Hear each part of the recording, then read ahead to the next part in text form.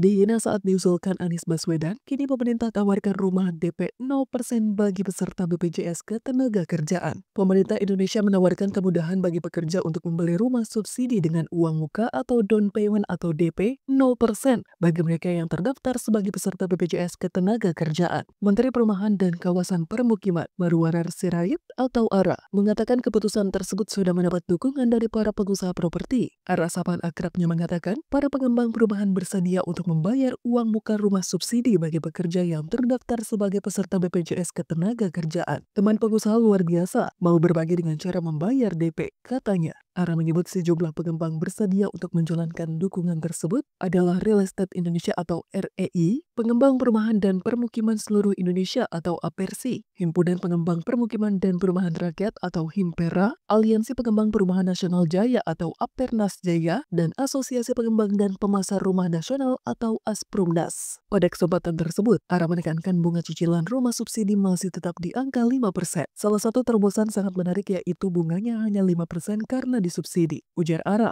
Ia menyebut saat ini pemerintah mengalokasikan rumah subsidi bagi petani, nelayan, dan buruh masing-masing 20.000 unit. Selain itu, pemerintah juga menyediakan jatah rumah subsidi untuk profesi lainnya seperti pekerja media 3.000 unit, supir 8.000 unit, dan guru 20.000 unit. Adapun pemerintah meningkatkan kuota penyaluran kredit pemilik rumah atau KPR bersubsidi tahun ini, dinaikkan dari 220.000 unit menjadi 350.000 unit. Penyaluran KPR bersubsidi akan memanfaatkan program Fasilitas Likuiditas Pembiayaan Perumahan atau FLPP yang dikelola Badan Pengelolaan Tabungan Perumahan Rakyat. FLPP merupakan subsidi pemerintah yang membuat bunga kredit pemilikan rumah terkunci sebesar 5% dengan tenor maksimal 20 tahun. Diketahui program 3 juta rumah menjadi janji besar pemerintah Prabowo di masa kampanye. Targetnya 1 juta rumah baru di kota, 2 juta renovasi di desa dan pesisir. Tapi, sudah sampai mana sekarang? Menteri Perumahan dan Kawasan Permukiman, Marwarar Sirait, belum merinci angka resminya. Namun ia menjanjikan bahwa datanya akan segera diumumkan dalam konferensi pers bersama PT Permodalan Indonesia Madani atau PNM dan PT Sarana Multigria Finansial atau SMF. Keduanya adalah BUMN yang aktif dalam pembiayaan perumahan dan mendukung program ini dari sisi pendanaan. ARA menyebut bahwa pembangunan rumah secara komersial juga akan dihitung dalam capaian target 3 juta rumah. Selama tujuannya untuk menyediakan hunian bagi masyarakat, bahkan kontribusi sektor swasta melalui program tanggung jawab sosial perusahaan atau CSR pun masuk ke dalam catatan program ini. Beberapa tokoh dan perusahaan besar tercatat telah memberikan kontribusi nyata dari segmen subsidi KPR atau FLPP saja. Hingga pertengahan 2025